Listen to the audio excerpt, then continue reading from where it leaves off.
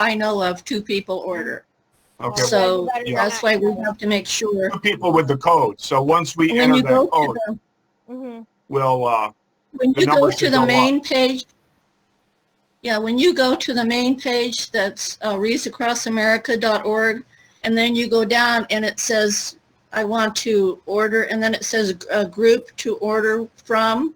Mhm. You click on that, and then you put our code in. Okay, got it. And then you can choose one of 7 cemeteries that we have that you would like your wreaths placed at. Great. Okay. Because it's perfect. any national cemetery, right? So it could be like for the people in LA, if they want to do the LA Veterans Cemetery off of Sepulveda and Wilshire, you can do that one. Daryl, so you can get your Yeah, go ROTC guys. Yeah.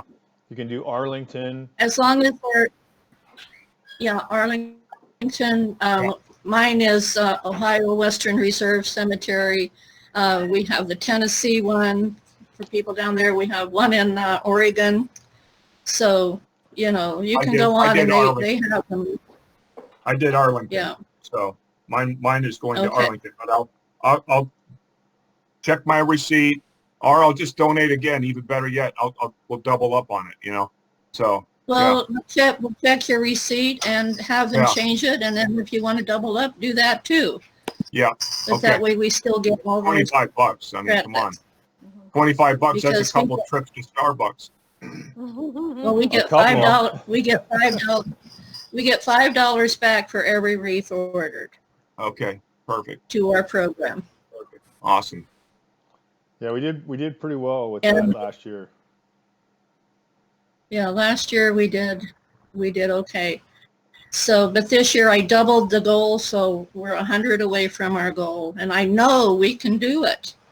And I had somebody call me today and said, I want to order 2 of those wreaths to put on my door and on my mom's door. They don't come to your house; they go to the cemetery.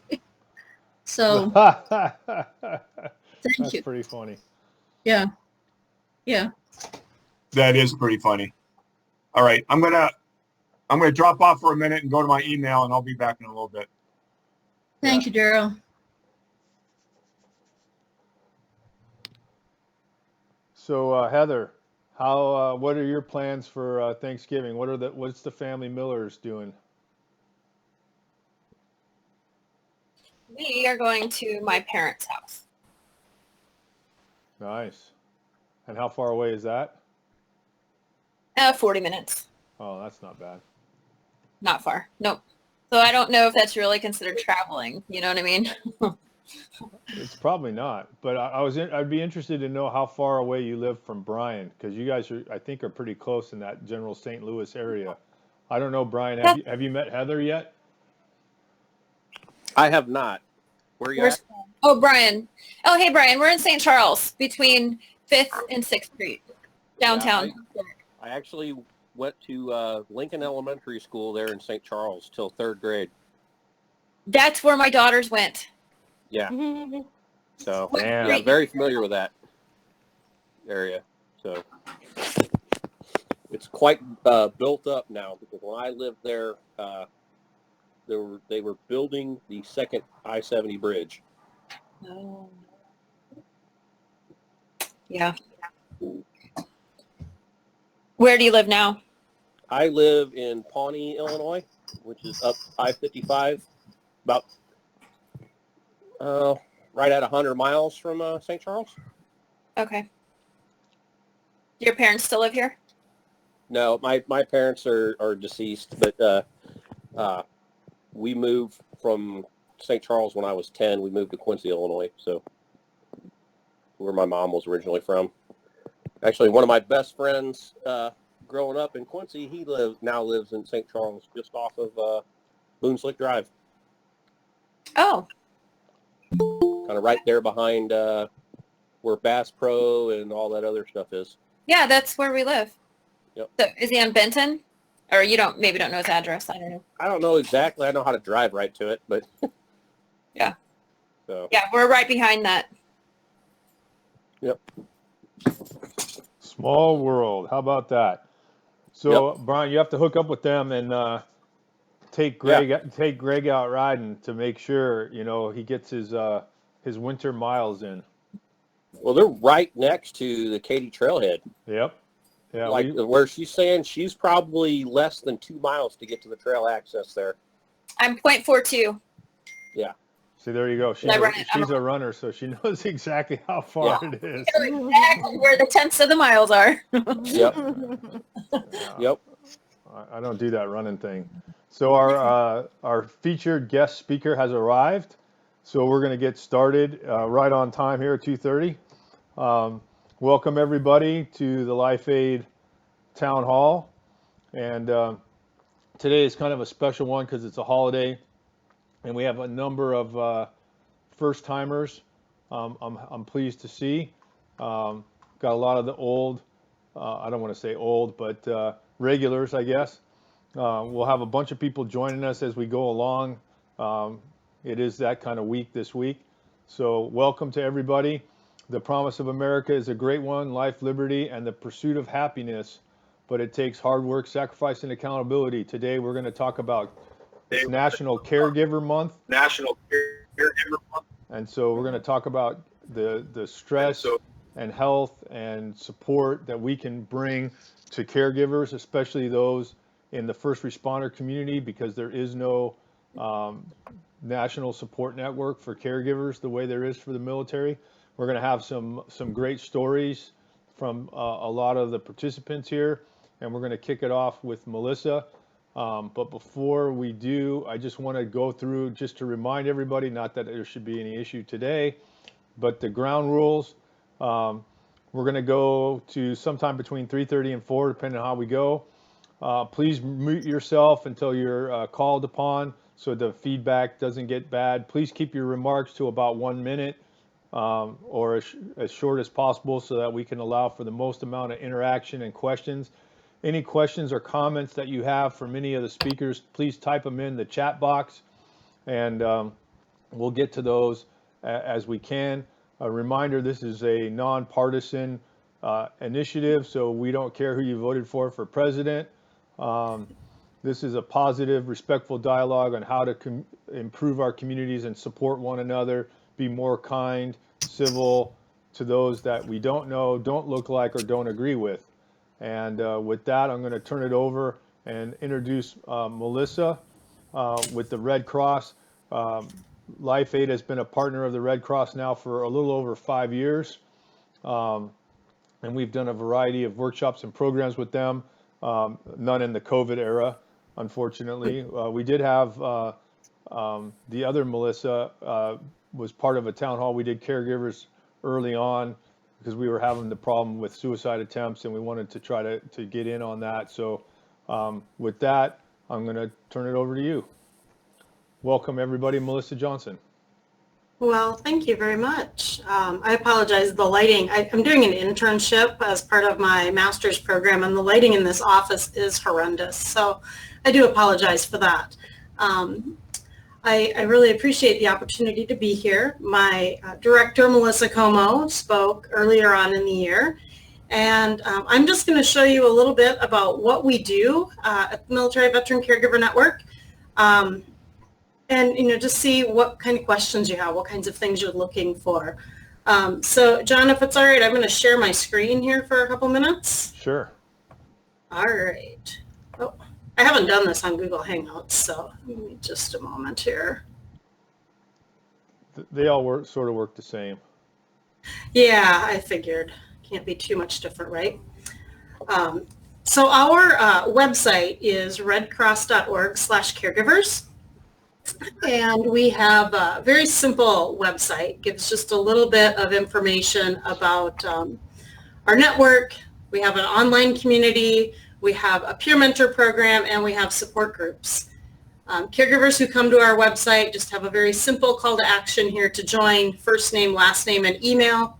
Of course, anyone that is referred to us by a partner can come to us without all of the additional vetting. Caregiver fills out this box. They simply get an email asking them to send, a verification document that shows that they are a caregiver or, providing support to a veteran.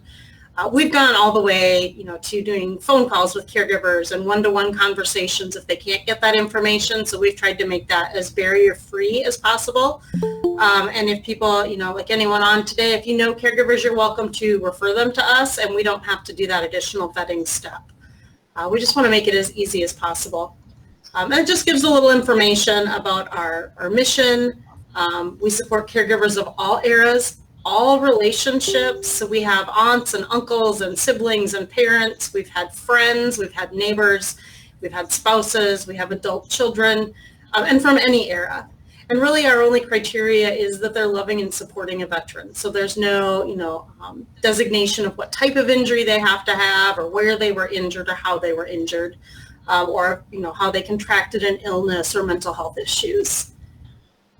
And we try to help caregivers connect to increase their knowledge and skills, but also really to engage them and give them some empowerment and some hope. We have an online community, which I'll show you in just a moment. I'm going to give you a real fast peek at that. And then we have a mentor program. Caregivers can sign up to get one-on-one peer mentoring. And we have support groups. Our support groups currently meet about once a week. And they are online using Zoom. We were ahead of the curve with that. We've been using Zoom for our virtual support since 2016. And then our hope is once the world returns to some type of normal, that we'll be able to open our Red Cross centers to have caregiver support groups in person in communities across the nation and even around the world. Wherever Red Cross is, that's kind of the goal. And then our additional services include a resource library, which you can find right here on our webpage, and a master calendar. Our resource page is powered by Aunt Bertha. We are the first component of Red Cross to have this public facing and free of charge. So if you type in, a zip code and a type of benefit you're looking for, you're going to get 800 resources minimum per U.S. zip code. Some of those are local and some of those are national, but it's just a very powerful resource search tool. You can also access it at herocare.auntbertha.com. So if you're ever interested in resources, they are not military and veteran specific, although that is one of the categories. So anybody can use this. And then our calendar, here's where caregivers can go and see what upcoming events we have, what some of our partners are doing. We always welcome other organizations to share with us. Here you can kind of see we have Caring Bridge and Blue Star Families and the Dole Foundation, other organizations. But every event we have live links to the registration link. So we just try to make it real streamlined and easy for caregivers to access events that might be happening in their area. And when they're not in their area, of course, the virtual, which everyone's been doing since COVID started. And I want to give you just a real quick peek, trying to be mindful of the time, but this is what our online community looks like. When caregivers log in, they get a welcome page. They get a little information about what each of the tabs is. We have Chatter, which is like their news feed, different things that they can check out. And then it will show some popular users and groups and topics. So if they want to, if they want to join a specific group, maybe they're a member of the American Legion Auxiliary, or they want to learn more about, certain topics. Those are highlighted there, but they can really access them in depth once they are logged in to Chatter. Now this looks similar to a typical social media news feed, but what's different is you can see all of the groups you might belong to. So we have groups like substance use disorder, respite and recreation, mental and physical health, education, benefits. We also have partner groups, like we have Code of Support Foundation, the Elizabeth Dole Foundation. We have almost 50 partner groups within the online community. Some of those are private so that only members can join and access that information, and some of them are public facing. And what's really nice about our different groups is anything posted in that group during the week will be emailed automatically on Saturday night. So they never even have to log into the online community if they don't want to. Another really handy feature is that our Salesforce platform makes suggestions. So they suggest people you can follow or topics. And here's a topic called Feel Good. That's a popular file. You can follow it. And if someone makes an addition to it, you can go back and see, what was the update, what happened, what changed, or somebody commented on it. I can find that information. And anything that we post in here live links out to the source, which is very handy as well. Rachel Moyers is our Outreach and Engagement Associate. She does a lot of the posting in here in the online community, kind of populating it. But you can see you can comment and like and share things within the online community. So it does function a lot like social media. But then you can search, what groups do I want to be involved in? Reconnection workshops, or, am I a member of Veterans Caregiver Alliance? Or am I interested in well-being? So those, when you click into those, they look very similar to the chatter. It's just a news feed for that particular group. But what's nice is it adds group files, so here you can see anything that's been uploaded to that group. And here's where you can, decide if you want to get that weekly email digest sent out. And then we also have things like online peer support. This is where someone would apply if they wanted to become a moderator. They want to work in the online community, and we have about 20 people trained to moderate in this online community. Or they can find upcoming events that they want to sign up for. So we have our caregiver resiliency workshops. Those are all put on by the Red Cross, and we've been hosting those pretty heavily all year. As soon as things went virtual worldwide, we've had a lot of positive response to those. Then we have our peer mentor support tab. Here's where a caregiver could request a mentor. They fill out a short profile. The mentor fills out a short profile, and then that data is matched, and they can select a mentor from a list. And then our peer support groups. This is where you can apply to lead a group. You want to be a group facilitator. You can find some additional support groups that we're hosting. And this is what's really handy about this online community, is if you didn't want to share publicly where you were meeting, maybe it was a safety concern, or maybe you wanted to keep your group private, that information could be posted in here, and caregivers could just be directed to register through the online community, so they wouldn't have to worry about any information being leaked out about where they were meeting or what they were doing. And the last thing I'm going to show you is the profile page. One of the nice things about our community is that it's vetted. Rachel or Melissa Colmore all vet our caregivers who come in. So our caregivers are able to have an anonymous profile if they don't want to upload a photo or use their name or include any contact information. They don't have to. So we think that's a really nice security feature that caregivers have appreciated. We are currently at just over 6,000 members. We've recently doubled in size. So we're really excited about that, and it's been nice to get to connect with more caregivers as the VA pushes out some of the things that we've been doing. If caregivers hear about us through word of mouth, that really seems to be our biggest way to get caregivers connected. And what we want to do is just make sure that we're there to provide support. So we really work hard to make sure that everyone who joins, they get a welcome message from one of us, and we make sure that we are connecting with them to find out what resources they need, what kinds of support they need, and that type of thing. So with that, I'm going to stop talking and just open up. What kinds of things do you want to know? First question, has the Red Cross ever looked into using WhatsApp and having a WhatsApp, because we use it with our group, and when you talk about privacy and ease of connecting, like it's magical. Yes, so we use WhatsApp. We have a small following on WhatsApp, but we're growing. We have about 50 of our 6,000 members who use it, or use it with us, I should say. I don't know about Red Cross wide, but it is something that we have been pushing for. And I see a question in here from Kay. We are considering first responders. We're not quite there yet as far as getting approval. We did recently add a group for veterans who are caregivers. One of the things that we've heard frequently is we'll have a veteran who says, hey, I need some support. I'm taking care of my mother or my brother or someone, but they're not a veteran. And that was our criteria. They had the care recipient needed to be the veteran. But we'd have veterans saying, hey, I reached out to all these other places and they want to support me with my mental health or my PTSD or my injuries, and that's not what I'm looking for.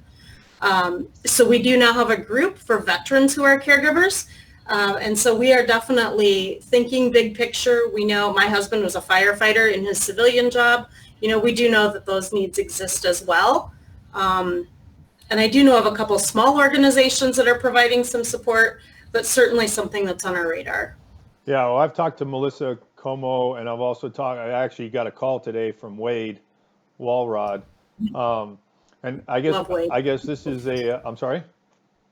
I just love Wade. He's Yeah, always a well, big fan. Wade, well, it was because of Wade and I meeting like 4 or 5 years ago that the Red Cross decided to start a caregiver program, because I was pushing, because they would, they were a partner of ours for the regular vets, but not for the caregivers. And so there's two things that caregivers need. One, they need help connecting to resources specifically in need for their particular veteran or first responder.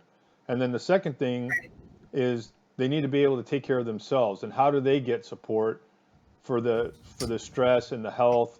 And so we as an organization we've always been, and we're going to have Kay speak to start us off here in a second, has always been open to families and caregivers as part of our program. And recently we started earlier this year focusing on health of caregivers and actually expanding our brain screening program to caregivers to help them understand the stress and PTSD or whatever their anxiety, depression, et cetera, et cetera. So one of the things we just announced in our newsletter in the last 24 hours is that we are going to create a new women's program that's going, I've had a women's program before, but it was only for female veterans who served. And so we're going to expand that for a variety of reasons, which you're going to hear, I hope, in the next few minutes, to include caregivers and spouses. So as long as you're connected to a military or first responder person, because in the past, people like Kay and Cindy couldn't participate in our women's program, but we're going to have it more like the universal, all-encompassing female peer support stuff. Yeah, thank you, BJ. Sometimes I'm a little slow to the draw. I wasn't as well educated as Renata, so. But we're excited about that, and it'll be open to pretty much any female in our program. And don't fret, guys. While the women are doing their thing, we'll come up with some. Brian will take us all fishing or hunting in Alaska, or we'll have some fun doing something. So with that, I'd like to fishing, yes, definitely fishing. I'd like to introduce Kay. Many of you know of Kay from our Life Aid Story of Hope TV show. A lot of you haven't met her, unfortunately, in the COVID era because she's been under strict restrictions. But Kay, why don't you take it away? Talk about and also as we talk, it is Thanksgiving, so anything that you're thankful for, or anything you want to express to any of the people on the town hall or not on the town hall, the floor will be yours. Once we get through Kay, Heather, and Cindy, we'll kind of go around the horn to everybody and have a nice little group chat. So with that, Kay, go ahead. Sorry. Hey, everybody. Can you hear me? Let's hope my internet will hold out for just a little while. So great to hear this news about the Women's Initiative and including the caregivers and spouses, and that's wonderful news. And because as a caregiver of an injured law enforcement officer, one thing I can say is there has been absolutely nothing in the country. And until I met John, and then John, thank you for your endless efforts. I just want to thank you again for continually making these efforts for people who cannot do it themselves. So thank you, John. I just think it's so important that we recognize that we do have a group of people that absolutely need help, and veterans are actually able to help them because they have the services already set up. And our injured first responders are so similar. So it seems to be it would be so easy to just include them in the group rather than having to struggle so much to find separate programs when there's already programs developed and they're very similar. When we get together, they understand each other. Um, I don't know how to explain that, but maybe somebody else could. But at any rate, we absolutely do need these services for caregivers, because our injured who have catastrophic injury cannot do this by themselves. And actually, the caregiver is so important to their recovery and also to keeping the family unit together. And I know I met about 15 spouses of injured officers about 5 or 6 years ago, and their families have dissolved. Okay, there were no supports. There were very few of us that were in that first initial group that are still together, which breaks my heart, because if they had just had some supports, could we have kept those family units together? So if you guys would just, inside the Red Cross, just keep saying over and over, there's this group of people out there. We have more injured first responders coming in every day. Unfortunately, especially in today's time, lots are getting injured. And so the need is getting bigger. And we just need people that will listen and actually open up their hearts and their doors to our injured first responders who absolutely desperately need this. And the crazy thing is, and maybe that's not the right way to say it, but the dynamic is that the Red Cross works hand in glove with first responders on their disaster relief. So it would seem like it would be a natural thing that they would work with those first responder families who are injured responding to those national disasters or whatever the case may be. Because you hit on a few big points that we're going to talk about throughout the theme of today, and that's that particularly in the first responder community, there's no VA, first of all, there's no VA type program for the actual first responders who are injured, number one, and then secondly, there's even less available for the caregivers and spouses of those first responders available, especially on a national level. And it's really, it leads to what you said, which is the breakup of these families. And it's horrific how the numbers, like the special operations community in the military has the highest divorce rate, and it's like 60%. And I would submit that injured first responder divorce rate is pretty close to that, just based on the people that I know. And we're starting to partner now with organizations that service first responders or help connect first responders, and we're going to tap into that to connect with the spouses and the caregivers. And this event that we're going to try to do in late March in San Diego with Renata will be hopefully a great way to kickstart that program.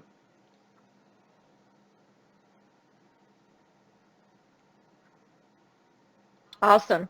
I just find it's devastating. I have been probably advocating for, well, it's been 11 years since my husband was injured, and I have been advocating. I've been as loud as I can be. I've called, I've cried, I've pleaded, I've begged. I've done everything that can possibly be done. And without some outside help, we're going to keep losing our family units. And these guys have already sacrificed their lives. And there are services out there, but because we don't meet some little name, some little bitty thing, we can't be included. But yet they're so similar. So that's why I put in the post. But if friends of veterans, I'm a friend of a veteran, I'm friends of you guys, then we should be able, hey, there's the back door there. Until those services are available, why can we not say we're also helping, even through these chats, other injured veterans, so that we can go ahead and start getting services out there? Because we can continue to tell people, oh, I'm working on it, it's coming, but it needs to be here for those people that are desperate to keep their families together. 100%. And I want to bring in Heather Miller here. For those of you who don't know Heather, she found out about us through our PSA campaign that we ran this year as part of our awareness campaign that we did. And Heather reached out to me, saw the spot, sent an email to the organization. Basically, I'll let her tell the whole story, but long story short, she was able to, her and her family, her husband Greg is an Air Force veteran, severely injured, and her two daughters came and participated for the very first time, you might have seen her post on Facebook that she just put up within the last couple days. So with that, I'm going to turn it over to you, Heather. And you can talk about whatever you want. Well, yeah, the trip that was great. So the camaraderie was great, and what I really tuned in with, and the support that Greg got for trying that hand cycle.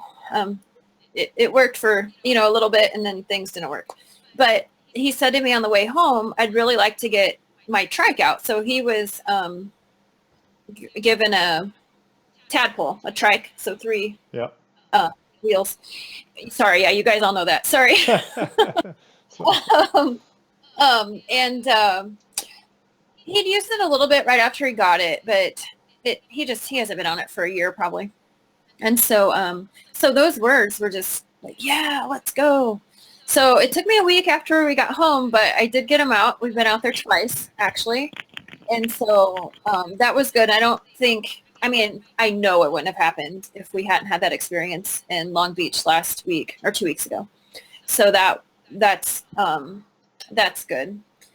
And I can relate to, as the spouse of, I've often said, I want my will to live, or I want my husband, I am trying to keep my husband alive harder. I'm putting forth more effort than I feel like he is putting forth to live, which might or might not be true, because he's often said to me, I am trying my hardest. And today it's just opening my eyes. Like, that's deep depression and those multiple repeat after repeat suicide attempts, 2 weeks of each other, yada, yada.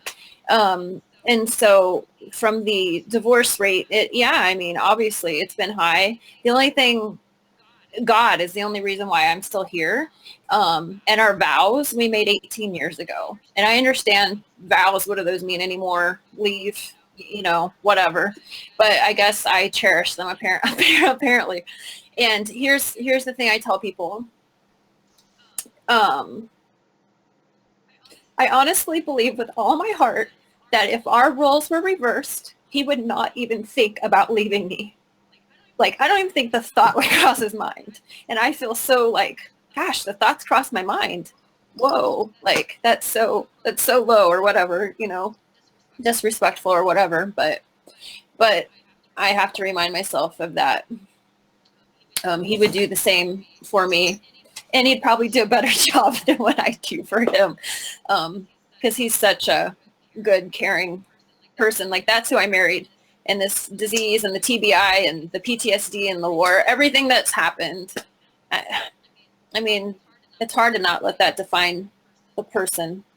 And that's what I just remember, I don't hate you, the person. It's the disease and the sickness that I'm not happy with. So, I don't know.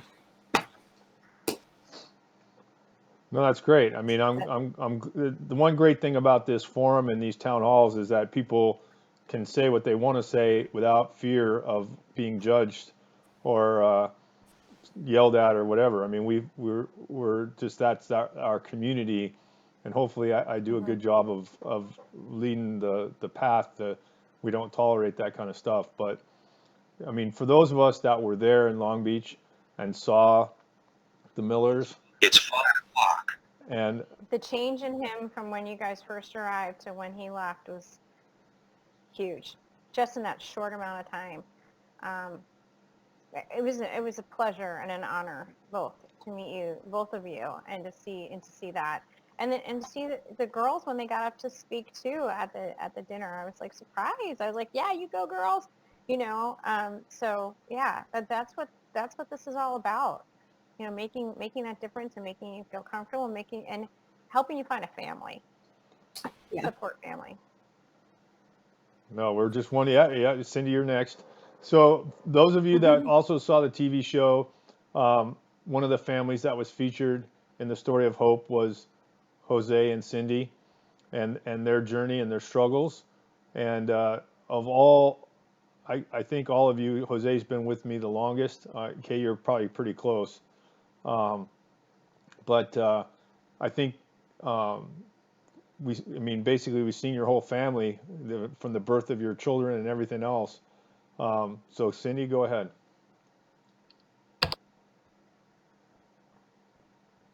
Can you hear me? Yeah. Hi, so I'm Cindy. I'm the wife of Jose Miranda. I guess, first of all, I just wanted to say, Heather, thank you for just opening up your heart. I'm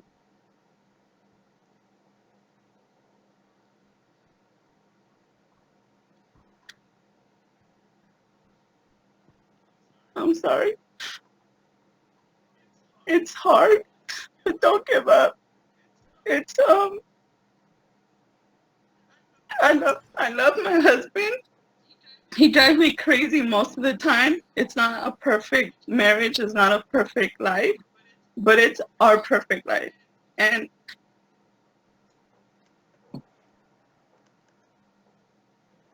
I'm crying happy tears because I'm at a place in our lives where I can share with an open heart too. One thing that I want to share with you guys is that it's not one thing that's gonna help our marriage, our life. You know, Heather, what you just expressed, how your husband wakes up depressed half of the time. It's not your fault. Honestly, there were times where I would look at Jose and I'm like, dude, like, what am I doing wrong? What do you need from me? And honestly, like, he had to kind of like not like hypothetically push me away and just say, hey, I just need my space. And sometimes that's what they need. They need their space. They need to go talk to somebody that they know has the same, I don't want to say issues, but they're going through the same things that they're going to, because us as wives, we love our husbands, but there's so much that we can help and offer them. You know, we can offer them like, hey, take your meds, or go do this, or, you know, let's go out to dinner. Even though sometimes like he wouldn't get out of bed, he wouldn't wake up, he didn't want to shower. And those are just some of the things that, you know, you notice as like, okay, he's feeling a little depressed, so I'm just going to go out and not be here. And sometimes when I would come home, that's kind of sometimes when he just needed to like not have my voice in his head or whatever. And another thing that I just wanted to share is that recently we decided to start going to church together as a family, and that has helped them also a lot. I don't know where spiritually all of you guys are as spouses or husbands, but having, you know, John and the guys, having his church group, his, you know, he goes out to coffee with the guys maybe once or twice a week. And as a wife, sometimes it's like, oh, you're going again? But honestly, sometimes I'm like, hey, you're not going on a, you know, your bro date this week, you know, because sometimes talking to other people or just reflecting on life with other people brings so much positivity to the house. And then, you know, it's just one thing that I tell all the wives when I meet them, or just caregivers or whoever, even if they're not veteran related or whatever, it's just sometimes when the husbands are not feeling themselves, we tend to blame ourselves. We tend to, you know, that was the one question that I always had. What do you want from me? And sometimes it wasn't nothing. Sometimes it was just being there, but just giving him his space. And we've been together 10 years, married 1.5, something like that. We have 2 kids, 4 and almost 2. And from 10 years of dating till now, it's been like honestly a roller coaster of just trying to figure out what works for us. You know, he goes to like 3 different VAs. He has a prosthetic doctor, he has his regular doctor, he has his therapy, he has like literally it's like a bag full of services for him and for myself. And one thing also, if you are the wife of a caregiver, of a veteran, if you go to the VA, they're not going to tell you, hey, you qualify for A, B, C, and D. Honestly, it's something that we didn't know about until somebody was like, hey, are you getting paid to be his caregiver? And I was like, what is that? So we had to go ask, we had to go put, you know, appointments. And one of the things is that if you ask for it, they'll tell you yes or no, you qualify for it. And a lot of the times it's no, but we're lucky enough to, I don't have to go to work. I do get paid to be his caregiver, and that's like a huge help. You know, it doesn't pay all the bills, but it doesn't create another stress for me to leave my kids here or find a daycare and go work and take care of my husband and take care of the home. So it's a lot of help that we go asking for it and they'll tell us, hey, yes or no, you don't qualify for it. And I know, Melissa, you're here part of the caregiver group. And another thing that I just wanted to kind of ask too, recently we were told, hey, you know, as long as your husband is alive, you're going to get paid like a monthly stipend to help you out. If, God forbid, your husband were to die, you don't get zero. And it kind of got us thinking like, hey, you know, if you were to pass away or me or whatever, what are we going to do in the future? How are we going to pay for your services? How are we going to? So it was something that we started asking around and a lot of doors were shut because he is a veteran. He's very high risk. He did take a lot of medications. Life insurance was something that was denied to him twice already. So one of the things that we're kind of advocating on is, luckily now he's able to receive life insurance. That's one of the things that we were able to kind of like check off our list. But I know that would be kind of like a helpful resource for other families because if Jose were to die tomorrow, what am I going to do? You know, I can go work. I did have a career before I was a stay-at-home mom. But it's one of the things that as a wife was also another like to-do list. What are we going to do if he were to pass away? How are we going to take care of the family, or what are we going to do from now on? So, yeah, I just want to say, you know, happy Thanksgiving week to everybody. I know it's a lot of emotion going in and out in this group, and I love it. You know, I just love connecting with the other wives. I love connecting with other veterans because I know veterans that are like, I call Jose their BFFs because it's like, you know, there's times where he's like in a good mood, cheery, texting, and I'm like, who are you texting? And it's like another guy from the veteran group. And it's like, I love it because they're like, you guys motivate each other. And then you guys motivate Jose to kind of be a better husband, be a better person overall, friend. Like in the park, we're at the park having lunch, right? And Enrique comes up. He goes, "Hey, fool, do you need a hug?" I'm like, "Yeah, like I always need a hug," and that's not a lie. Like I know that, like, you know, we could be, well, not that we can be, but we are different. So there's no doubt about that. You know what I mean? But that's just anyone can be difficult. And you don't necessarily have to be a veteran for that. But like on the note of the question is like sometimes when you ask us, what do you need from us? Sometimes we don't even know what we need, and it's not your fault that we don't know what we need, you know. And there's some things that happen that it's not intentional. Like for example, the one thing she mentioned, the sleep. It's like I don't intend not to sleep. Like I don't do that on purpose. It's just the way I am now, you know. But it doesn't mean that we don't love you. Maybe we don't say it enough. But I bet if someone came into your house attacking your girls or you, Heather, I'm pretty sure your husband will go full flight to defend you. You know what I mean? So it's we don't forget what you guys have done for us. You know what I mean? And it ties back to the group because sometimes the group will remind us like, hey, you know what? Like you got your wife and kids, you got your son, you got your daughter. Like stop being a dick, you know, or stop being a dumbass, or whatever language we choose to use is not always appropriate, but it works. Uh, but it's just not easy, you know. But I know that you mentioned life insurance company, and that's the reason why I jumped in here right now. It's Equitable Banks. Like for me, I think I only qualified for this policy because it was through the bank that I had while I was active duty, because they were federal.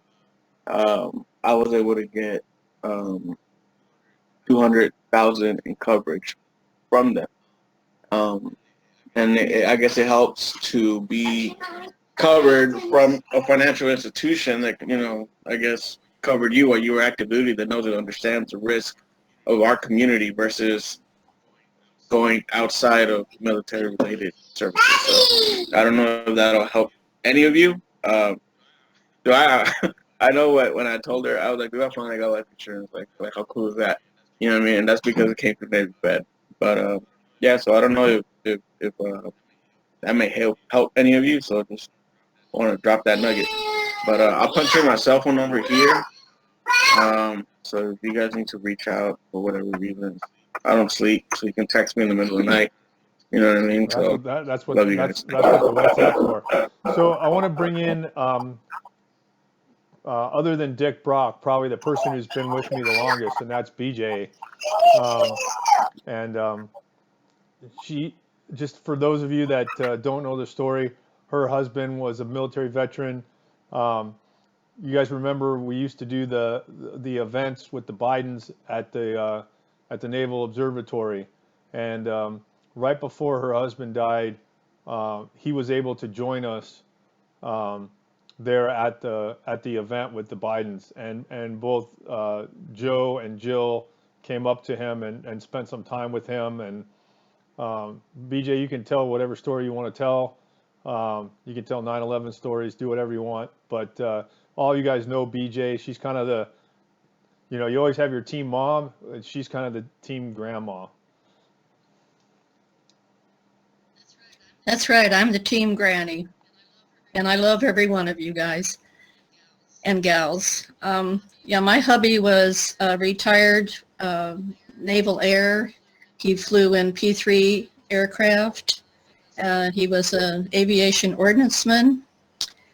He lost a lot of his buddies during Vietnam because he was friends with Marines, oh my God, and a lot of Army fellows too. And so every time we got bad news, he went back into another tunnel, and he just had a lot of hard times. And they had rough times that he went through that he would never talk about when they were out on their assignments as well.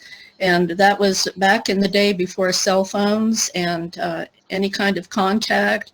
We would get letters, maybe in 30 days we'd get 30 letters because we wrote to each other. It was a rough time. And then when the Vietnam vets came home, they were not accepted very well. We don't want that to happen ever, ever again. And that's why I do a lot of this. And he helped promote it. And then as the years went by after he retired, his health got worse and worse and worse. And we found out that it was Agent Orange eating him alive. And he had many strokes. He had many heart surgeries, valve replacements, and all of those things. And we would go to DC and we'd fight for his Agent Orange, and they would deny us. And just 6 months before he passed, we moved to Ohio to be closer to our daughter because he had been wheelchair bound by that time for about 10 years. And so we're closer to our youngest daughter so she could help. And we went on the ride. He had never gone on any of the rides, and I was participating since what, John, 2009, yep. I think, is when I met John. And I was so excited about what we were doing for all of you and for all of the ones that we connected with before. And we would have hundreds come to our events. And that's where I met Kay and Umberto, and we just have all connected, and we're all family. We always will be. So when we got to Ohio, and it was getting close to Memorial Day, and my husband, who didn't speak very well because he had so many strokes, he said, "Why aren't you going?" And I said, "Going where?" And he said, "Aren't you supposed to be going somewhere with John?" And I have a son named John, and I said, "Not that I know it." He said, "Yeah, the bicycle man." And I said, "Oh, the memorial ride." And I said, "No, I'm not going this year." He said, "Why?" I said, "Because I don't want to leave you alone." He said, "I want to go." And we went, didn't we, John? We put his wheelchair on a bike rack on the back of my car. And he was able to observe, and he met so many people that were so kind to him. And we got home, we met Joe Biden and his wife Jill on our way home from Virginia Beach. Joe Biden's son died on Saturday, and we heard it on the radio. And we got home, and my husband said, when are we going to do that again? And I said, well, the Army-Navy ride is coming up. He said, well, I have my Navy shirt. You'll have to get me an Army shirt too, because he served in the Army before the Navy. So I said, okay. He was so excited. Our daughter came over to see us when we got home. She said, oh my God, Dad, you look 10 years younger. Did you have a good time? And he said, your mom says I did. So he had a good time. The next day he passed. So he, God didn't want him till he was happy. So we just were short a few months of being 50 years married. So I'm telling all of you, don't give up. We had some horrible times together. I didn't know which one of us would kill the other one first, but that's what life is all about. It's not all about young roses and hearts fluttering all the time. Marriage is tough. And if you love each other, you will work hard for each other. And it's worth every second. And don't regret anything. So anyway, that's what it's all about. And I'm hoping to get to see you all soon in person. Likewise. I do want to, I do say that this program is nonpartisan and non-denominational, but I would like to elaborate a little bit on one of the things that BJ mentioned. We did this program with Vice President Biden for many years with him and his wife, and me personally became close with the Bidens and their staff. He would call, Dick's not here. Dick Brock's, I think, left us, but one day when we were with the vice president, he picked up the phone and called Dick's dad, and said hi to his dad while we were all on live national television, which was pretty funny. But Beau Biden was in Walter Reed undergoing cancer treatment, and we were doing our event that Monday for Memorial Day, and I got a call on Sunday night saying that the Bidens weren't going to come because they were going to be, their son was going to die any minute, and they didn't want to miss it. And when we rolled up on Monday morning and Joe Biden walked out of the house, it showed the commitment he has to veterans, because he came there specifically for our group and for this program. And it just bonded me with them even more. So I know a lot of people criticize Biden and talk about his faculties or lack of faculties or any of that, but I can tell you from a character perspective and from a genuine human being perspective, he's first of all, Jill Biden's one of my favorite human beings on the planet, not counting BJ or K, but they're going to be great people. You may not always agree with what they do. I don't always agree with what they do, but when it comes to supporting especially this program, we're going to have a great friend, and we're going to try to do some really cool things with them. Most of the staff that worked with us on those events back in 2014, 15, 13, 14, 15, 16, whatever, all those years, they're still around, and they're going to be, we're going to be moved up, because now he went from the number 2 job to the number 1 job. So anyways, I want to bring in another relative newbie, but someone who definitely understands the stress and strain of caregivers and the spouse. She hasn't been around as much lately because she's been busy with the job and stuff, but I want to bring in Vanessa, Enrique's wife, and have her talk a little bit. Just real quick story on Vanessa. One of our first No Vet Alone events that we did was 2 years ago, Veterans Day 2018 in Phoenix, Arizona. And we get to the hotel, and I have my list of participants, and we had some local Arizona vets, and so all of a sudden this guy Enrique is not there, and Vanessa said, "You're going, and I'm going to drive you there." So I don't know, Vanessa, you could start off with that story, but and talk about what it's like since that day. Hi guys. So again, John, thank you again for everything you've done for my husband. I mean, he had a blast in Long Beach, and he talked a lot about Jose as well. So I just wanted to throw that out there. But back in, was it 2018? It seems like longer, but back in It was 2018, 2018. was it? My husband was going through some dark times, and we still have those moments, of course, that there's no escaping that. But that time was very, very hard. He had attempted to take his life, and a lot of it had to do, of course, with his PTSD. I know personally I didn't help any, because it's just as a spouse, you try to fix your husband, you try to fix your wife, you just try to fix the person who you love dearly. And I'm just glad he was able to get connected. He actually got connected through our main Phoenix VA out here, and through the adaptive sports program. So he said, hey, there's a cycling event, and he's been trying to get back into cycling. And I said, well, okay, well, you should go. We registered him. And at that time, he was on a cat trike that he had received from the adaptive sports, and bag was packed, and the cat trike was ready to go. And he says, you know what? He was in his mood again, and he said, I'm not going to go after all. I don't think, you know what? I'm not going to go. I'm just going to stay here. I said, go see. Just go see. And, if you like it, you're staying. And if you go, you're still staying. So he ended up going in his truck, and he's like, well, I don't know if I'm going to stay. I said, no, I'm going to take you your bike and your stuff, and you're staying.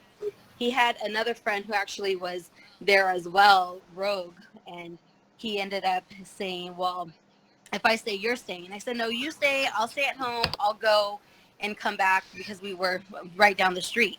And so, I mean, from that day, we can't shake, our NBA family. So that's basically where our love-hate relationship started with NBA, and more love than hate, of course, John. But it's been a complete, I don't want to say complete 360, but definitely a lot of changes. My husband, he loves cycling. He really loves it now, and I'm just glad he was able to see that the cycling, like they say, fitness saves lives. It really does. It really does. It did save his life. John saved his life. John pushing him to better himself. As much as John just puts the resources out and makes these things happen, John is really the backbone of NBA. And I don't think my husband would be here today. We wouldn't be a family anymore today. I can honestly say that I think I would have left my husband. As much as it hurts me, I needed to do what was best for myself and our 12-year-old. And I mean, at that time, of course, 2-3 years back, Noah was little, but it's so depressing as a caregiver and stressful to kind of go through this day in, day out with a person who just can be angry one minute and happy the next. And that's right. I told you, John, right now, I mean, he's going riding, and I love that. He says, you know what, I'm just going to go riding, or I'm going to get on my trainer, because it brings him back to where he kind of needs to be. And I mean, my husband, we've not fought, of course, but we fought, because it's like, I'm just trying to fix him. As a spouse, you just want to love this person and make them better, knowing that you can't. It hurts. And I've been a VA caregiver for about 5 years now. And I mean, the support, not only through John, through VA, through Red Cross, it's amazing to know that there are others out there who go through the same struggle, who can understand what it is you feel, because you can talk to your family member who comes and visits here and there, like my husband's own mother. He doesn't know what my husband goes through. She doesn't understand. And to her, he just, oh, you're exaggerating, you're this, you're that. And it's like, your son really has these issues that, if you would just understand, you would know that he needs help. And I'm just grateful that, starting with John, we were able to not only meet, you know, BJ, Kay, Humberto, Jose, Cindy, their kids, and it's a family that I know our bond will be strong forever, because we started since, you know, 2018, and miss you guys all dearly and hope we can see each other soon. But I'm just glad that we're able to kind of get the word out there and continue to be there for one another. And also you should mention that you and Noah go out riding with Enrique now. Mm-hmm. Yeah, we do. We go out riding. We try to go every weekend or so, but yeah, we both got our bikes, and especially during COVID, we needed to get out and exercise too, because, you know, we're kind of putting on that quarantine weight, as they say. So we joined that trend. So we're trying to undo what was done already. So. Yeah, you got to come out to the next one too, Vanessa. I've heard so much about you from Enrique, and so next one, you're there. Yeah. Yep. Hopefully, I mean, we get, you know, dates and location here soon, and I'm ready. I'm ready to plan for it. Get the time off from work and see you guys there. Well, right now we're unofficially. This is unofficial, but unofficially Las Vegas, February 16th. Okay. So it's the 16th through the 21st, I believe. Those are the tentative dates, and we're working right now with our MGM partnership on which hotel. We just got the ball rolling with them. The guy who helped host us last year is now, you know, they've had some reorganization because of COVID, but we have a choice of the MGM Grand Hotel or New York, New York. And I think Renata's leaning towards New York, because there's the restaurants and support that we can get there may be a little bit better. I've never stayed in either property. I do know the restaurants in New York are really, really good. I've eaten at a couple of their places there. They have a really good steak place and a really good Italian place that I've eaten at quite a few times. So we'll keep you guys posted. But that'll be that's our first event as of now. You know, we're kind of going to wait and see how the whole COVID vaccine situation shakes out here in the next couple weeks. But I was on the phone yesterday with a couple of the guys who are on the Army logistics team on the vaccines. They work with Dr. Shulkin on some of our other stuff that we're doing, and they have a pretty good handle on it. So we have quite a few new people that are a little bit on the shy side. And you don't have to say what you don't want to say, but it would be good if you could just introduce yourself and just talk a little bit about your situation. And I'm going to sort of go alphabetical here.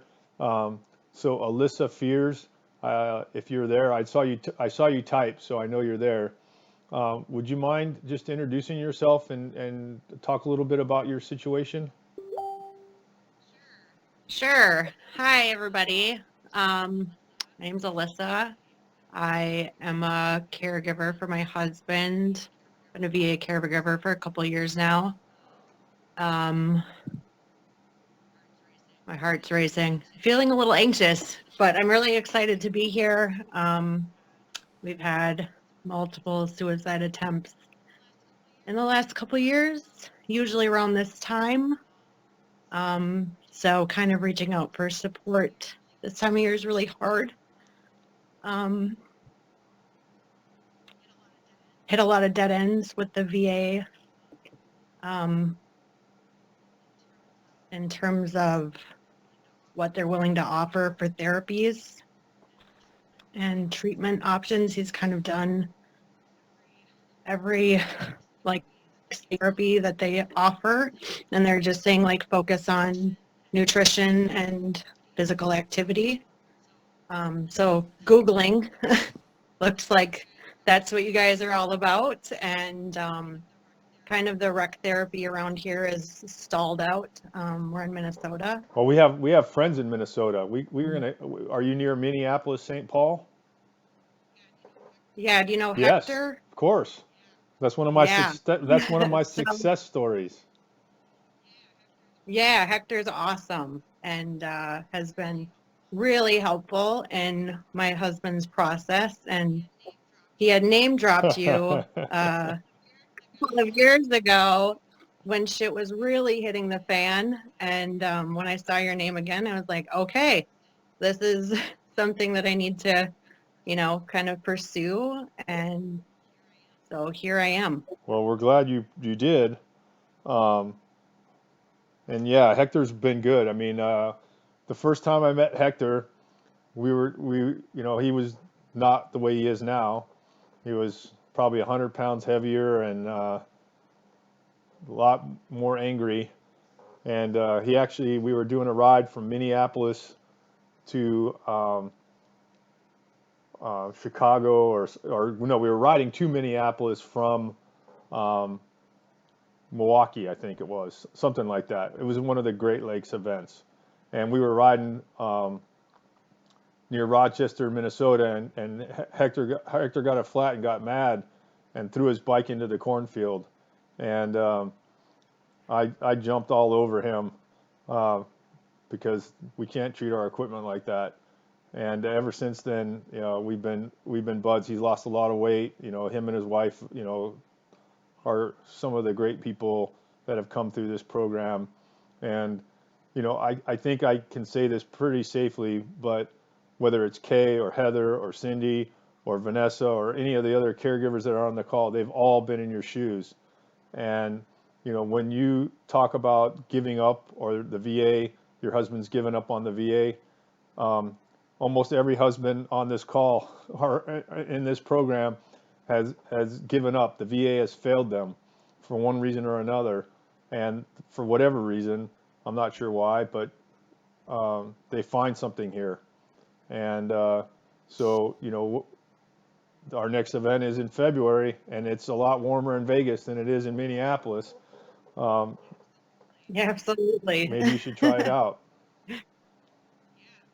Yeah, I mean, this phone call has given me a lot of hope, and I'm just really grateful that you all are here and doing this. And yeah, So you have thank to you. join our. You got to make sure your WhatsApp group, right, John? I bet you that's I what you were was going going to to say that. Yeah. You know me too well. Great mind. Too well, but yeah. John, can I share something about the therapy at Anything the you VA? want. Something that we've noticed with Jose, the VA tends to hire a lot of like students that are working on their hours to get their degrees, their certificates, their licensing.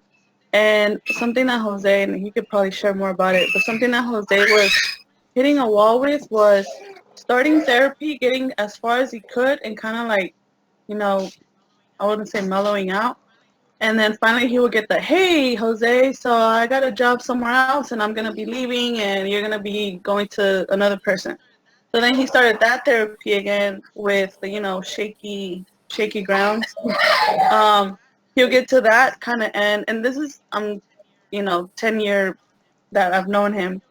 And he'll get to that point where he's like, oh, okay, you know, I'm starting to get this person and I'm opening up more. And bam, that person got another job somewhere because they got licensed or whatever. And now in the past year or two, there's a thing, I don't know if it's everywhere. Maybe I could figure out, you know, if it's a specific name of a program. If you find out of an outside provider, like, I don't know, down the street, somebody that you know, somebody that you trust, you could probably get the VA to cover that. What is it called? It's a My Choice Community program. care. Yeah, Community care. And I had to do that with psych, you know, and then eventually I got to a point where like I'm not taking any mental meds. And I'm not saying that everyone needs to go that route because everyone has different needs. But once I did that, then I also started to outsource my sessions, my individual sessions. Because the one thing that I made clear to them is like, you're not asking for an easy task by asking us to open up when we're trained to shut down and suppress. So as it is, we have trust issues with people, even people we know we probably still don't trust, right? So, and I was like, and you're asking me to do that every 6 to 9 months. Like, it's not that it's not realistic, it's just I'm not willing to do that. You know what I mean? If I'm going to go in with somebody, I plan on going all the way, like deep, but I'm not just going to go deep with just anybody. So I found an old therapist of mine that I used to talk to back in the day, And I came back with that same approach, and then they covered the sessions, right? So now I'm doing the same thing with chiropractic. Instead of me driving 40, 50 minutes to the VA, I found one of the chiropractors in our church is just 5 minutes away. So now I'm in the process of getting that taken care of for me, so it just makes things easier. But it does involve patience. Like that, I will be pretty clear on that. That it takes time, you know, and that usually time is we don't know how much time we have, but it'll be worth it if you stick to it. You know what I mean? And life becomes so much easier, a lot more manageable, less stress on her. But yeah, that's just one thing that I recommend. So that's why that's why I say that our situation is different. It's weird, just because it took me maybe a good 7 years to figure out what worked for me. You know, and not everyone's willing to do that. So if maybe that's an approach that's doable for you guys, you don't have to go through the 7 year wait. Maybe you can do it in one. But it does take a few months. Yeah, well, we're going to try to become a community care partner so that when we do our retreats, the brain imaging and being able to do like hyperbarics and neurofeedback and some of the technology therapies that you can get them through Life Aid so that it's less stressful and you'll have like the same group of clinicians that we have at our retreat. So like Dr. John and Matt and all those guys. So that's one of the things that's our big goal for 2021. And we've already started that. We're working right now with, I was hoping Chris Bignami's wife was going to join us, but I don't see her here. And then Javier Romo. Those are our first two guinea pigs, if you will, for the system. See how it works.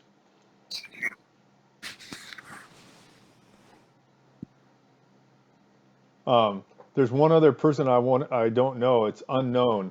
We have a great picture of your ceiling fan, but nothing else. I'm not sure who that is. Yeah, John, it's Oh, Liz okay. Tiemann.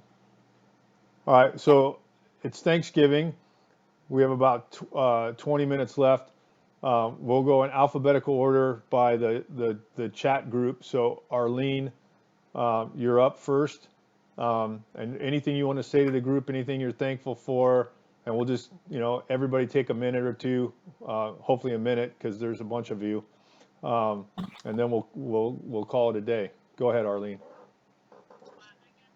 Well, I guess I'm thankful for my children for putting up with me and tolerating me. They're good kids, even though they drive me crazy, but I'm thankful for them. Awesome. Brian?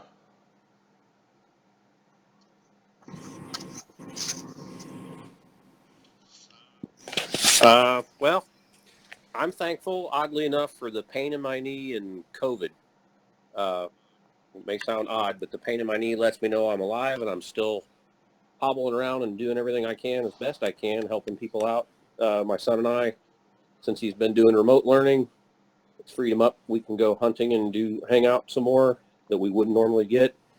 And with COVID not having a football, he has a lot more free time to hunt. And yeah, it's making lemonade out of the lemons. Yeah, I know that situation too with my son because he plays baseball and, no summer baseball, no spring baseball, no fall baseball. It's a weird dynamic. I'm used to going to baseball games all the time.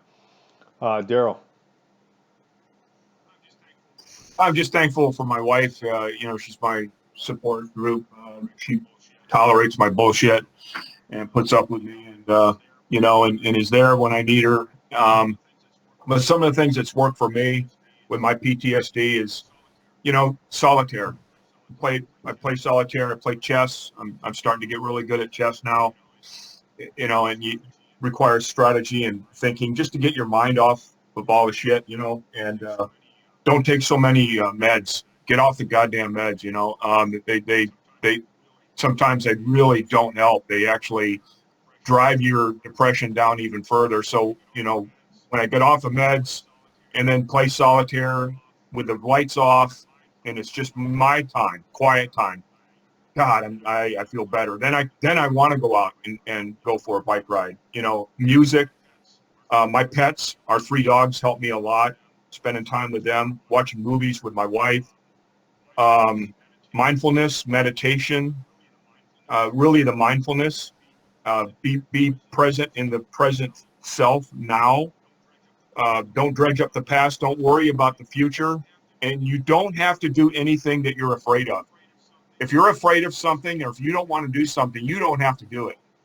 So don't think for 1 second that you have to do something, or that somebody can talk you into doing that. If you don't want to do it, don't do it. And go back to playing solitary. Go back to playing chess. Go back to doing something that makes you feel good and that lowers your anxiety. Find things, low-hanging fruit, that lowers your anxiety. And because I went into therapy and because I was able to get some help, I'm able to share these things, and that's what I'm thankful of. And John, I'm thankful of being part of your group. You know, when Colonel Mike Stinnett hooked us up, I knew it was, you know, it was going to be a bro fest, and it's been more than that. You do save lives, and I see what your program does, and I'm just forever grateful. David.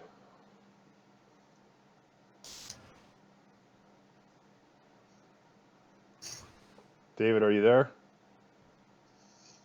Foudy, you're up.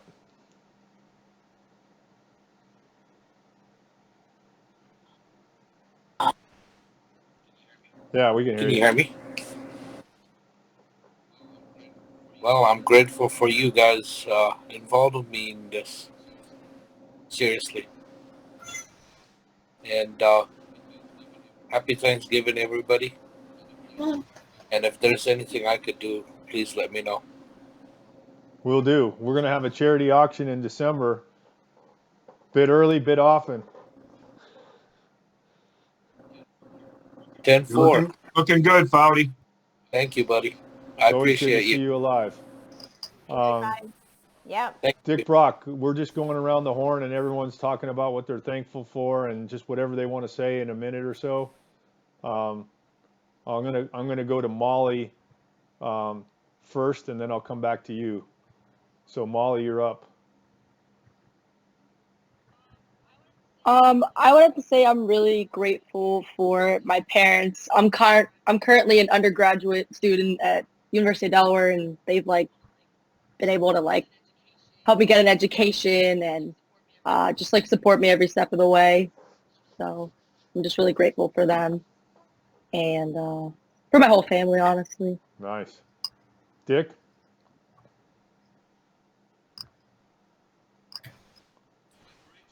Well, I'm grateful for these keyboard commands because we don't have to fish around for that stupid red button with the mouse that always hides.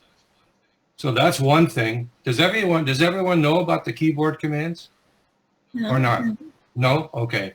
I'll put them in the chat thing. I found these on Google. I'm going to give you the codes for the Macintosh. The only difference on the PC would be instead of the command key, it might be the control key or something like that, the other key you hold down, but the letters. So command D is it turns your microphone on and off. You toggle the camera with command E as an example. And just how quick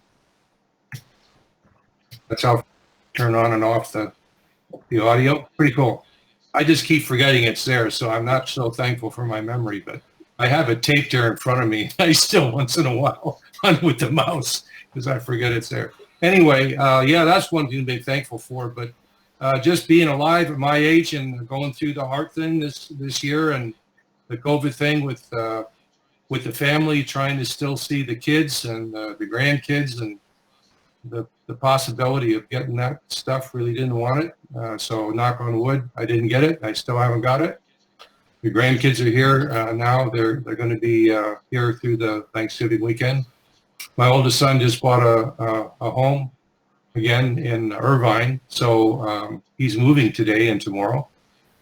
So we're thankful that he sold his house just in the nick of time. All that stuff had to work perfectly. So that was pretty cool. And my younger son, he's engaged and looks like he'll be married as soon as this COVID stuff is over, so people can come. People from Korea want to come and visit him, which is kind of neat. It's part of their tradition. They do that at niece and nephew weddings. So it'll be good to see them. He got a job. He had a great job, and he got a job this year, which basically doubled his income, which is unbelievable. And it's a multi-billion-dollar company, and he's in charge of all their websites. They market through websites, and he has a team of people that work for him, graphic designers, and so he's working day and night, but at home now because of the COVID. But so he's doing fantastic. And my older son just hit 16 years at the company he's with, Axiom Memory. That's a long time these days. You know, when Colonel and John, when we were younger, you stuck with the company more than not. You got with them and you just retired there. Absolutely. But as computers came in and one thing or another, loyalty to a company just went out the window. It was always the best deal. So 16 years, that was his second employer, I think, since college. So yeah, I'm proud of him for sticking to it. And his wife has this brow business that she invested many thousands of dollars in to learn how to do it. I don't know, Shanati, you know how they do the brows? They cut just the first layer of skin and put tattoo stuff in it, but it's not a tattoo like goes all the way through the skin that's permanent.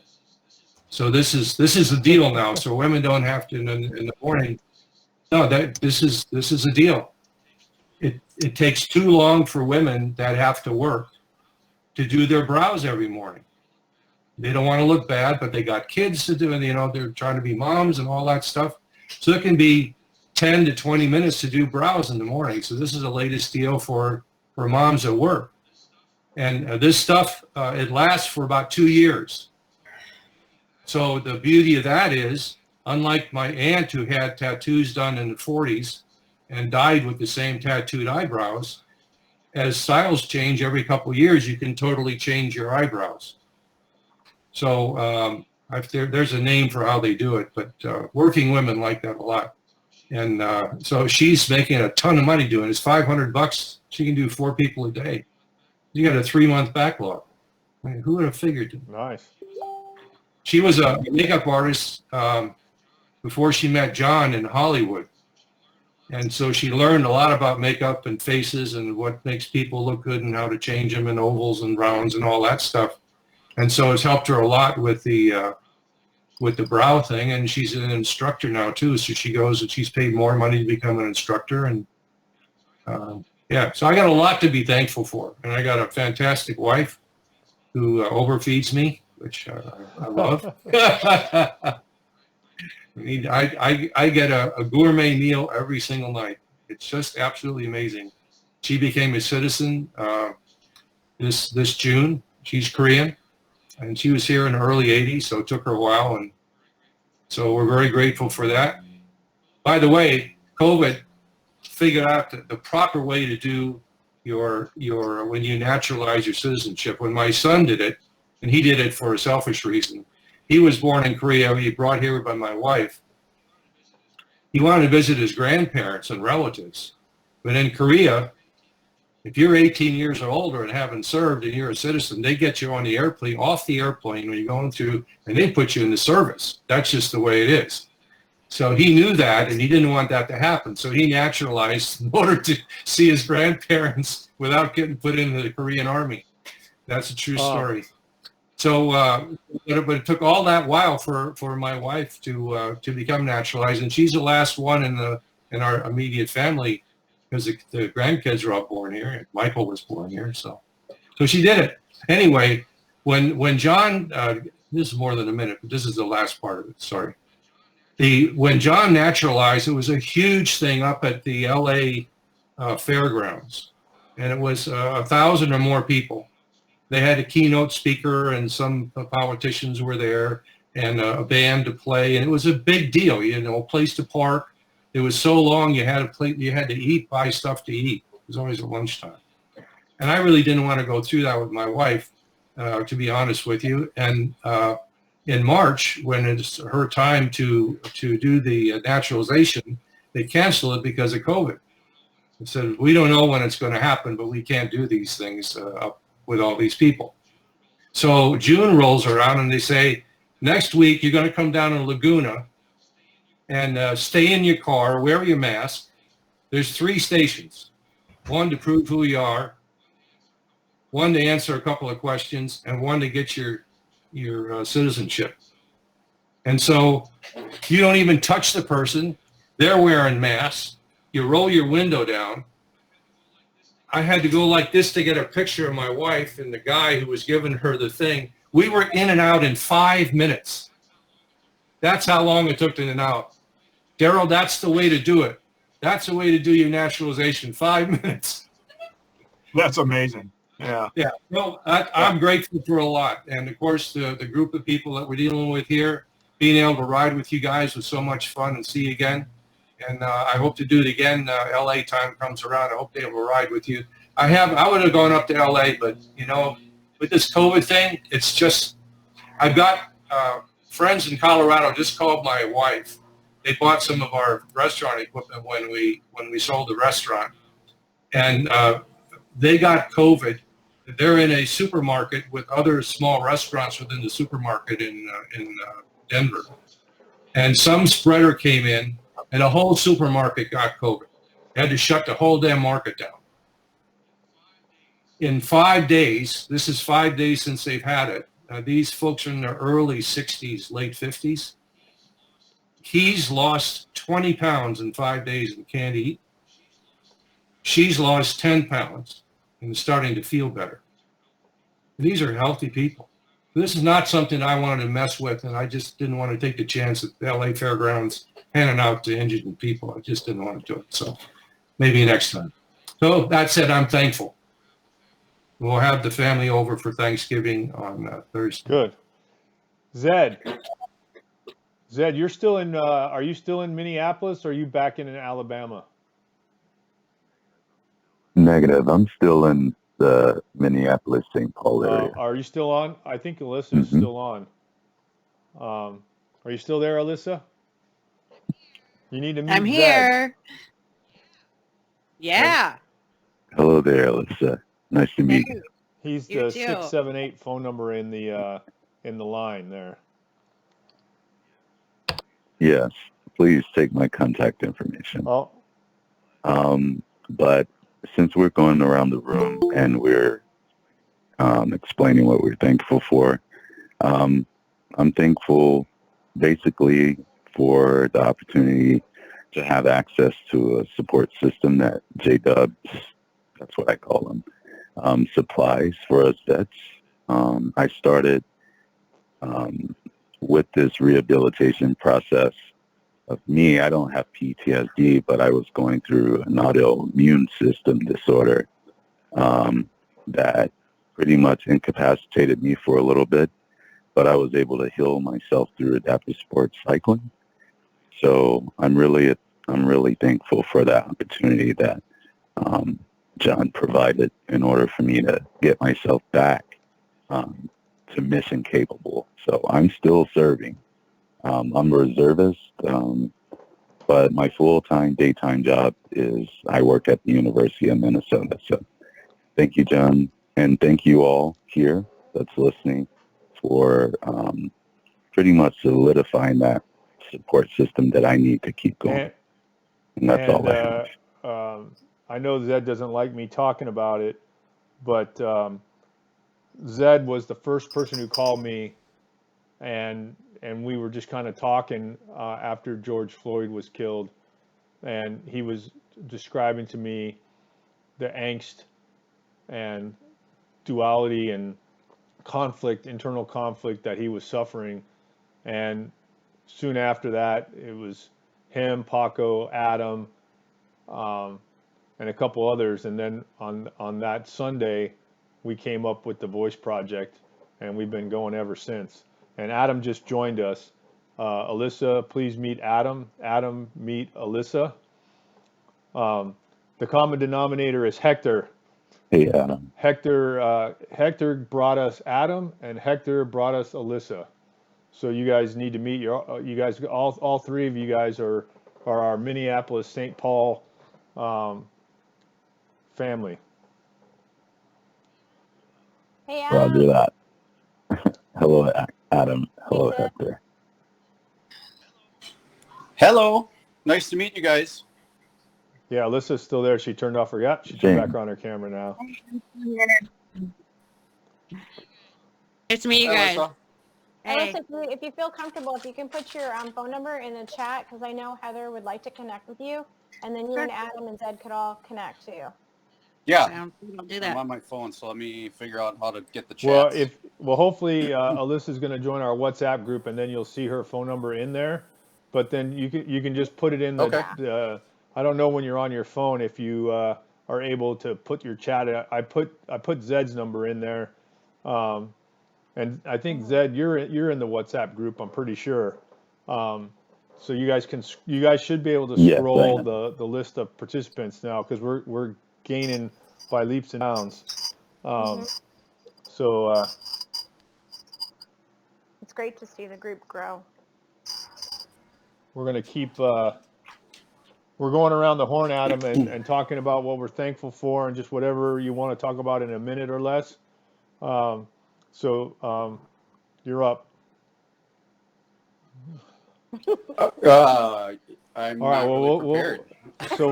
we'll continue on, and we'll come back to you, because there was a bunch of Yeah, people I there was you going to go. get to, but Thank you. they dropped off while Dick was explaining about the naturalized citizenship. So Nick, and micro, whatever the hell that eyebrow crap, whatever the hell that is, I don't even understand that. So Nick Giordano, you guys remember him from the American Legion post in Huntington Beach or Balboa Island or whatever you want to consider that. If you have an update on Dennis, please provide. But otherwise, just let us know what you're thankful for. I don't have anything on Dennis yet. I'm checking my phone every couple of minutes. But I tell you what, I don't have beautiful hair like Dick or John or Renata. You know, you can see this, right? So I'm, carpet free up there. But I do have beautiful eyebrows, so I don't need any help. So I'm thankful for that. And it doesn't even take me 20 minutes to do them in the morning before I go out. But seriously, no, I'm thankful for my wife, my dog, my family, and I'm thankful that I found you guys, because this is it's great. I love it, and I can't wait for Vegas. And I wish my man Fatty was there, because he also shares the same hairstyle I do. But I encourage all of you guys that are on there to go to the event. It's just it's like a family reunion, and I've only been to one. And so please try to go to the next one. And what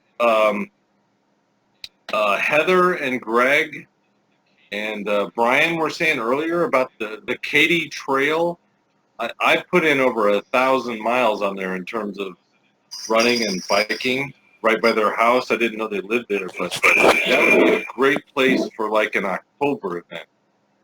St. Charles, St. Louis area. It would. We could think about that. But anyways, that's all from me. Love you guys. Happy Thanksgiving. I second that. I know Awesome. like 4 bike shop owners in the We'll area. get on it. So Yeah, I just did that ride in May from. I just remember it's called microblading. So that was pretty funny. There's a couple phone numbers that I'm not familiar with, so I'm not sure who they are, but I'm going to ask them to also join the party since they've been listening in. The first one is the 323 number that ends in 81. If you could please unmute yourself I think there's a, what is it, star what that on the phone? I don't know if that's one of your cadets. That's Gus. Gus, identify yourself. Gus. Command D. Gus. Touch the screen, touch the red button. That's my next door neighbor, guys. So don't be shy, Gus. I just want to say, Gus, Hello, can you guys hear me? for raising a ton of money for us for our retreat, and he's been an amazing supporter of everyone. So, go Gus. Well, I am very thankful for, one, my family, my wife and kids, 21 years of marriage. Second thing I'm grateful for is for Jose moving in next door. I haven't been on a bike since junior high, and he got me started biking 4 months ago, and I haven't stopped since. I love the bike riding. I love what Life Aid is doing. My brother, both my brothers, my little brother, my big brother, are both veterans. My big brother has, post-traumatic stress. He wakes up with headaches, migraines, and nightmares and stuff. So I'm trying to get him involved. He lives in Austin. I'm grateful that he's still alive. He was in the Army for 21 years. There's just a lot of things I am grateful. I'm grateful for God, adding me to his family. And then also grateful that I did 100 miles this last Saturday, and it was awesome. Century, baby, century. So, but yes, it was awesome. So I'm just grateful for life. Oh, thank you you, guys. Gus. Thank you. 361 that ends in 43. Area code 361. Can you unmute yourself and tell us what you're thankful for?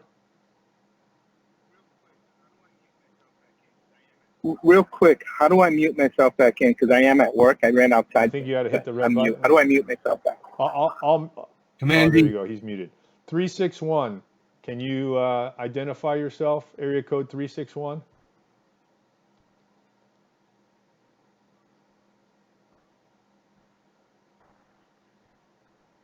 $970. I know who that is.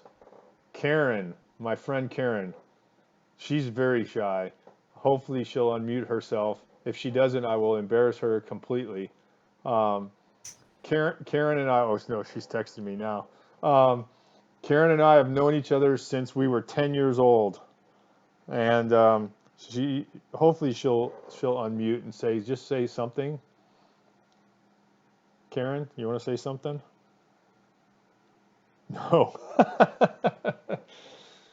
Karen was the best athlete in elementary school, middle school, and high school. She got scholarships to play softball and basketball. That's how good she was.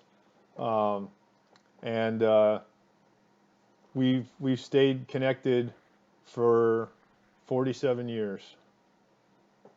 And she lives in Colorado now. And we grew up down the street from each other. We never dated. We were always friends. And we've just been connected. There's about a small group of us from that time. And we've managed to stay connected for 47 years. So I'm thankful for that. And then Adam, are you ready?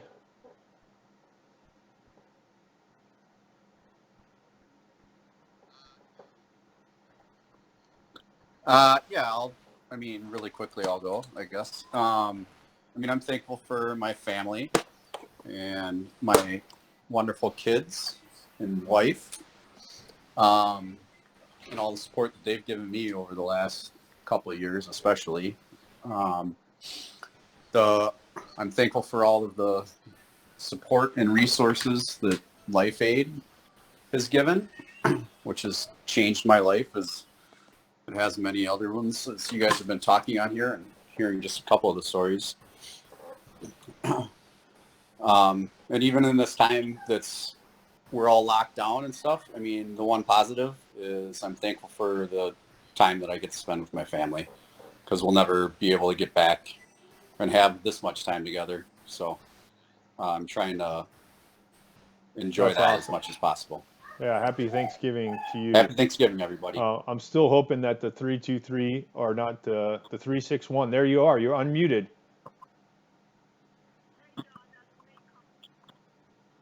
Hey, John, that's me. Yes. Can you hear me? Okay. I just want to say I'm thankful for being here. I'm thankful. This is the first time I got to listen to you guys on these meetings, and I think it's just wonderful. I've heard some of the stories of the care people. Me being a female wounded vet, it's kind of different for my husband being the one to take care of me.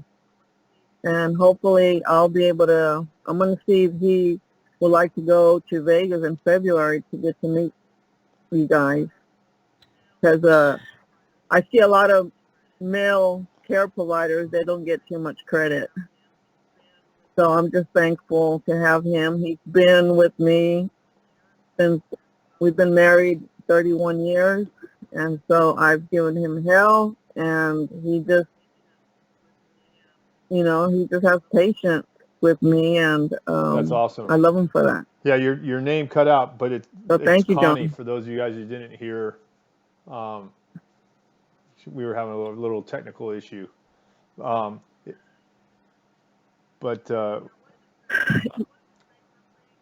Yeah, I wanted to say something. When I first went with you to have that brain scan, I think Dr. Juarez, he helped me out a lot, and he put me on some medication, or he suggested some medication. So I went back to my doctor, and I've been on this medication, and it has helped me out 100%. Yeah, you were one of the first. You know, thank you were you, in John, that for first that. batch, the very first batch back in May of last year that we did the very first brain scans on. Yeah, it's Correct. awesome. I'm glad to hear that you're doing so well and that it really helped you. I mean, I don't think there's anybody connected with this program who's had a brain scan and followed the advice of what it told them. And I think almost universally, the therapy plan that you were on is not the therapy plan you're on now. And that just goes to show you the power of imaging and how understanding objectively what's going on can lead to a better outcome. And I'm just glad that we're able to press ahead on that. It helps a lot. So last but not least will be the staff. I think we've got. Is there anybody else before Renata and I go? Is there anyone else that wants to say anything? And then we're going to wrap up.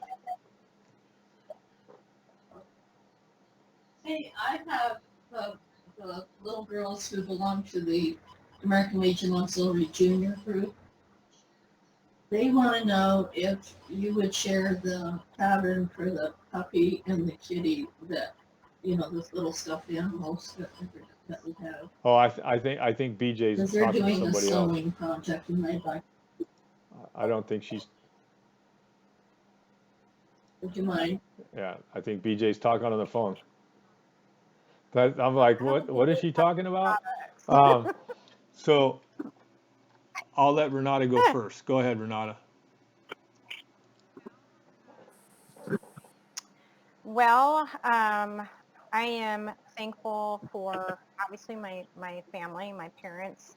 Very thankful for my husband Gil, who puts up with me traveling around, doing things, spending our anniversary while riding with all of you guys and supporting me 1,010% for whatever endeavor that I do. I'm thankful to all of you for what you've given to this country. It's an honor to know all of you, and I'm so deeply thankful for your service. And then lastly, I'm thankful for John. I mean, for tracking me down last year on a bike tour for 2 hours, talking for me to join him for this, because I can't imagine doing anything else. And I'm really appreciative of all of that. So thankful. And Thank you. guys have a great Thanksgiving. So I don't want to go too long because I'll make you guys all cry. But I just want to say thanks to all of you guys. When I started doing this, when I got that call in 2007, I was at a very difficult crossroads in my life and not quite understanding what was going to come next. I'd been a professional cyclist for a number of years, and I started doing this kids fitness program, and I liked it, but it wasn't what I wanted to do with the rest of my life, and I was really trying to figure out what it was. And then once I did that first ride with the group from Palo Alto, I mean, I knew instantly what I wanted to do. And I mean, you guys call me at all hours of the day and night, all days of the week, and hopefully, you know that you can count on me. I know Paco's not here. He's definitely one of the ones that calls me whenever. But there's a bunch of you. You know, I ran this one program under a different name for many years, and it sort of ran its course, and it was difficult. And I had a chance to hire Renata at that time, back I think around 2015 it was, and it just didn't work out for whatever reason. We were kind of talking about this the other day, that if I would have hired her, Jose, maybe I wouldn't be in the situation that I'm in. Who knows what it would be like, but sometimes things are meant to be. And you know, when you need a sidekick, that the hardest part for me has always been that people who I hire, they fall in love with the idea of the program, but they don't understand the idea of the program, and they don't understand what this is all about, and they lose their way, and it becomes difficult because, you know, people become entitled, or I'm not sure what the word is, but they forget what this is and what this isn't. And I think with Renata's background in MS and just her own life journey, I think she has a better grip on what this is. And like I tell everybody, and I'm not shy about it. This is my program. It's my idea. I'm going to do it my way. Whether you like it or not, hopefully you like it, but I need to do it my way for me to be able to put the energy into it that it takes to keep it going. And it's been a struggle this year with COVID and everything else. But every time it's like we get all these new people that bring energy, like the Millers and now Alyssa and her family and all the others. You know, meeting Nick earlier this year and Foudy. I mean, I saw Foudy on TV. I go, there's a guy that needs a hand, needs a hand, just needs a little support network. And you know, all you guys welcome these people in, and no one asks questions. They don't judge. We just accept them. When Mayor Jasmine and all these kids from the ROTC program have been great. And so I just want to say, you guys have a great Thanksgiving. Enjoy your time with your family and your friends. I'm definitely having people over. They're all healthy. They're all younger, so we're gonna survive. Unfortunately, my mom is not coming over because that's just can't work that way. But you guys are great, and I'm looking forward. Vegas will be here sooner than you think, and Brian is right. We need a Saturday special potluck town hall, so we can watch Jose and Cindy make ceviche and everything else, and maybe we'll fire something up. It'll be hard. I can't say that we'll do it this weekend, but we're gonna have a Saturday potluck Christmas party. We did it for Easter, and we did it for Cinco de Mayo, so we got to do it for Christmas. If I would have thought about it earlier, we could have done it for Thanksgiving, but we're going to definitely do that. I'll have Renata pick a day, and we'll do a potluck on a Saturday, and we'll have a Life Aid Christmas party, and hopefully everybody will show up. And the way for all you new people who have missed out on our potlucks is you just, instead of sitting in your office or whatever, you sit in your kitchen and drink wine or whatever your beverage of choice and show us your skills in the kitchen. And then And we yeah, we need to see apple, this apple crisp that we keep yeah, hearing about come on, it. Ryan, your apple crisp. That's what we put down on. So I'll you do the guys apple have heard crisp. of No problem. All right. you guys have all heard of turducken, right? Turducken. You guys all know what turducken is. It's when you cook a duck inside a turkey. So my wife knows my culinary skills and inquisitiveness. So we're going to make a pie duckin, and I'll send pictures on the WhatsApp. But it's a pecan pie, apple pie, and pumpkin pie, all baked together. And so yeah, it's like the duck, chicken, turkey thing, but it's a dessert. And so I have all these. Sean McHenry is going to be totally jealous because the world champion Quinn Simmons is coming over for dinner, and so I'm going to make him a pie duckin, and I'll take some photos and send it to you guys. But it's a pecan pie, pumpkin pie, apple pie. That's the layers, So pecan pie on the bottom, apple pie on the top, and you bake it all together. And there's like frosting involved. I was getting my frosting advice from Renata the other day, but I did a little test, a small test, and it turned out pretty damn good. So one thing I can tell you, it has lots of calories. It is calorie dense, but I'll let you know how it works out. You'll see pictures. You gotta I'm ride not that too worried 100 about miles after that.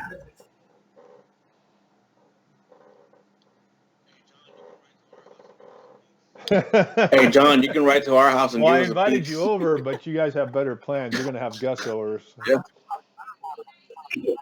It would be nicely warmed up by the time you got to your house. My oven will be ready for you. I'll just be like, come on, Yeah. just put it in Put there. it in your bag, jersey I'll pocket. put it in a little plastic bag and bring it over. I'm not sure the quality by the time it gets there, but at least it'll be warm. Hey, I'll trade you for some of those Oh wings my that God, he loves Josh those like. things, I'll bring you man. like 2 He packs of absolutely them. loves those wings. Yeah, so And Dick, you need to make some yaki mandu. Oh man, I see this potluck happening no, we're already. gonna definitely do it. So Christmas time, and if the pie duckin turns out pretty good, maybe I'll do a remix. But I need lots of people to come over because God, man, nobody in my family likes pie but me, and I can't eat all that, man. Too many calories.